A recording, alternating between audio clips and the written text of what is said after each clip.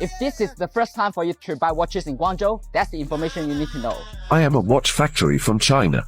Because I can no longer bear that you spend tens of thousands or even hundreds of thousands of dollars to buy watches. In different sizes, a small dial makes your wrist slimmer, while a larger one makes you a stronger arrow. First of all, you need to determine your budget range. The Rolex Datejust is the best choice for cost-effective. For more advanced options, there's post and professional models. Let's look at the submariners tier. Daytona, a wrist match, equipped with 3-eye dial, has high value for collection. Think that shiny Rolex on your wrist was lovingly hand-finished by Swiss artisans in a snowy alpine village? Think again. What if I told you that nearly 95% of all watches, including those flaunting the elite Swiss-made badge, are actually churned out in a single manufacturing powerhouse in China? And the most shocking part? That very city is no longer staying silent. They're lifting the veil on secrets the luxury watch world would rather keep buried. This isn't about the cheap $20 fakes sold in sketchy street markets. This runs much deeper. We're talking watches crafted from identical materials, using the same equipment, often in the same exact facilities as those branded luxury pieces. And it's all made legal by a loophole so cunning, you'll either admire its brilliance or question everything. Right now, factory doors are being metaphorically blown open. Whistleblowers are stepping forward. Employees are validating long-held suspicions. The luxury watch industry, built on the illusion of exclusivity and tradition, isn't just flawed. It's borderline transparent. So strap in. Because once you discover where your beloved Swiss watches are truly born, you might never see that high-end timepiece on your wrist the same way again. Shenzhen, China. It might not be a city you recognize right away, but behind the scenes, it's quietly pulling the strings of the global luxury watch market. Think of it as the hidden powerhouse behind your most coveted high-end timepieces. And no, we're not just talking about budget-friendly digital watches like Casio's. Shenzhen has raised the stakes. This city is now manufacturing premium-grade components that compete with, and often replicate, those produced by the most renowned Swiss brands. We're talking about the real thing. Precision-engineered dials, sapphire crystal glass, ceramic bezels, stainless steel cases, and finely crafted bracelet links so identical to the Swiss originals.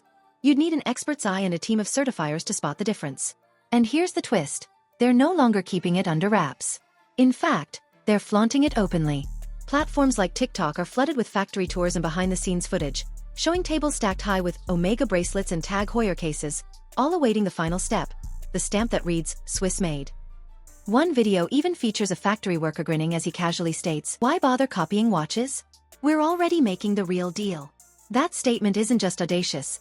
It's a total blow to the illusion we've been sold. Because if the same factories making the replicas are supplying the real Swiss brands, then what are you really paying for? Here's where the illusion begins to fall apart completely. That shiny Swiss-made label on your luxury watch dial? It's not the unassailable mark of elite craftsmanship you've been led to believe. In reality, it's more of a clever legal loophole than a symbol of prestige. According to Swiss law, only 60% of the watch's value needs to come from Switzerland to qualify for that coveted label. But here's the kicker. The law doesn't define that 60% in terms of actual parts or labor. No, it measures value, and value is a much more abstract concept. So, what exactly counts toward that value? Brace yourself. It includes marketing expenses, brand reputation, office overheads, and even the CEO's luxurious first-class flight to a photo shoot in the Swiss Alps. That means the $10,000 watch you're wearing could be almost entirely manufactured in a Chinese factory, and still be legally labeled as Swiss-made. Here's how the system works. A Shenzhen factory creates 95% of the watch, the case, the bracelet, the bezel, and even the dial. It's then shipped to Switzerland, where they add the movement, often pre-assembled, and give the logo a quick polish. That's it. That final 5% is enough to satisfy Swiss law's technical requirements. And just like that, your imported watch is transformed into a luxury item. So while you thought you were paying top-tier prices for a handcrafted Swiss masterpiece, what you really bought was an international collaboration, with the bulk of the work done in China, and a Swiss label slapped on for good measure. It's akin to ordering Chinese takeout, serving it in a French bistro, and charging Michelin star prices. For years, the Swiss watch industry fought fiercely to keep this truth hidden from the public.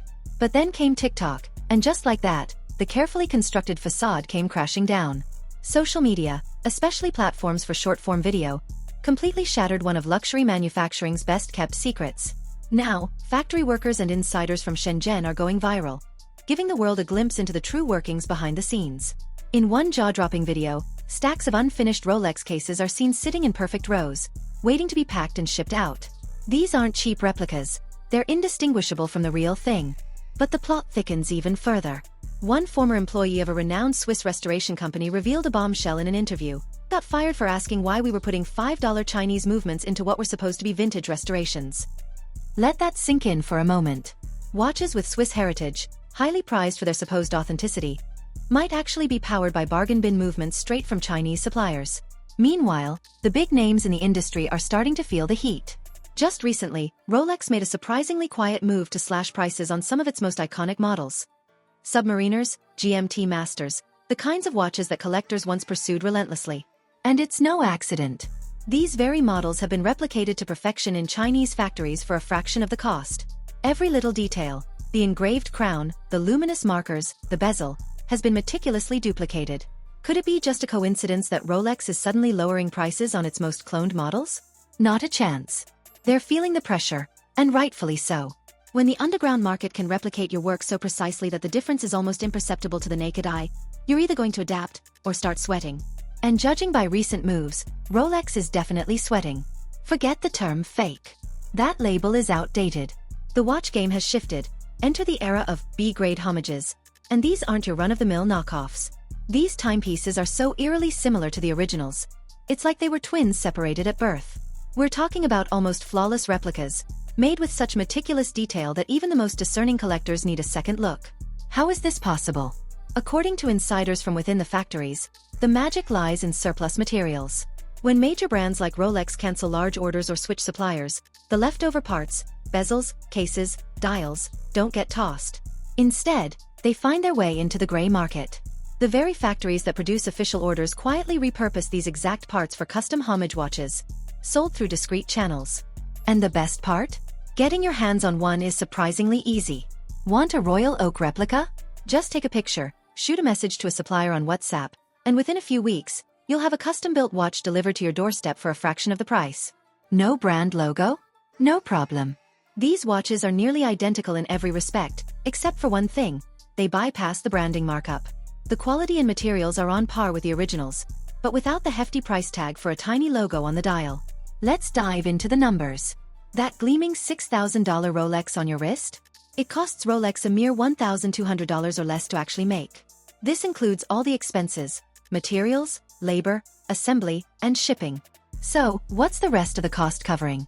It's not about the watch itself. It's about the myth. The snow-capped Swiss Alps, the seasoned watchmaker meticulously adjusting the gears, and the idea that you're buying into a century-old legacy. It's pure brand theater, and you're the one footing the bill. For comparison, Apple, well known for its hefty profit margins, pulls in around 32% on each product sold. That's considered massive in the tech world. But Rolex, they make Apple's numbers look modest. Their profit margins can soar to a mind-blowing 500%. So on each $6,000 watch, they're pocketing thousands in pure profit, while keeping production costs surprisingly low. Even some Swiss competitors are starting to admit the inflated nature of the market. Take Christopher Ward, a respected mid-range Swiss brand. They've openly said their markup is typically 3 times the production cost. If a watch costs $500 to produce, they sell it for around $1,500. That's logical, sustainable, and transparent. But Rolex, they're playing in a completely different league, one where the price isn't driven by what's inside the watch, but by the exclusive image surrounding it. The bottom line? The luxury watch industry isn't just overpriced. It's intentionally structured that way, relying on the illusion that exclusivity equals true value. As more people begin to understand where these watches really come from, that illusion is beginning to shatter. Let's get this straight. I'm not telling you to rush out and grab a $60 knockoff from some shady website. Those watches? They're total trash. We're talking about dollar store quality disguised as luxury. The metal scratches if you even breathe on it too hard. The lume, the glow-in-the-dark feature, fades away in 5 minutes, and the movement sounds like a dying cricket trapped in a tin can. Wearing one of those is like drizzling ketchup on a steak and calling it gourmet. Not gonna happen. But now, let's talk about the game changer, the high-quality replicas, often known as super clones or factory homages. These aren't the bargain bin specials your uncle picked up on vacation. No, these are crafted in the same industrial zones, sometimes even in the same factories, using the same machinery and leftover materials from the real deal. Some of these replicas are so precisely made that even seasoned watchmakers have to open up the case to spot the difference.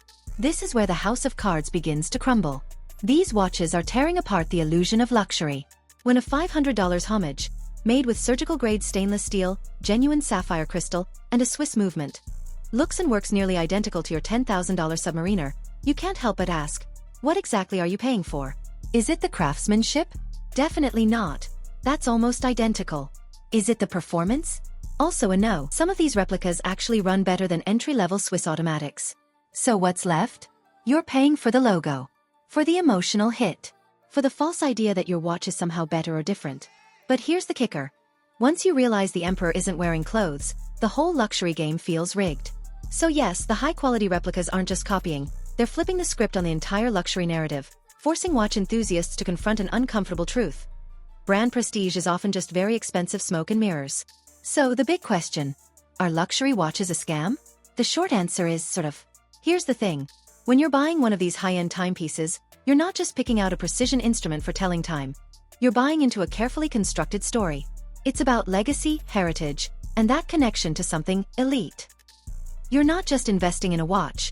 You're buying status. You're securing a piece of a club that's been curated for the rich and powerful. A club where the sparkle of the brand matters far more than the ticking of the seconds.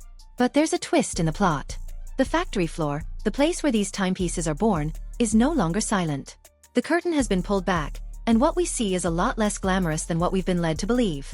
Shenzhen, the Chinese manufacturing hub that quietly produces a staggering chunk of the world's luxury watches, is blowing the whistle. The wizards behind the curtain are not Swiss artisans, but factory workers from a whole different continent, and the magic isn't in the mountains of Switzerland. It's in the factories of China, where the real work happens. So where does that leave you, the consumer? Well, the power is now yours. If dropping 10 grand on a Swiss-made Rolex fits your dream, go for it. No judgment here. If the brand, the legacy, and the craftsmanship associated with it are what drive your purchase, then that's your personal value. But if you're okay with keeping the majority of that cash in your pocket and still getting a timepiece that looks, feels, and functions just as well, then you might want to rethink what you're paying for. Shenzhen's factories offer the same materials, the same designs, and essentially the same quality for a fraction of the price. It's just a different story being told. In 2025, the game has changed. Luxury is no longer a strict requirement. It's a choice. It's about control and understanding what you're really paying for. The question isn't about authenticity anymore. It's about whether you want to buy into the myth or get the real thing at a fraction of the cost. The illusion is crumbling, and now it's up to you to decide if you're buying the fairy tale or the factory reality. If this blew your mind, hit that like button and don't forget to subscribe. Trust me, this is just the beginning. Drop your thoughts in the comments. Are you all about that Swiss craftsmanship, or are you team Shenzhen savings? Let's debate. And if you've got a crazy watch story of your own, share it with us down below. Catch you in the next video.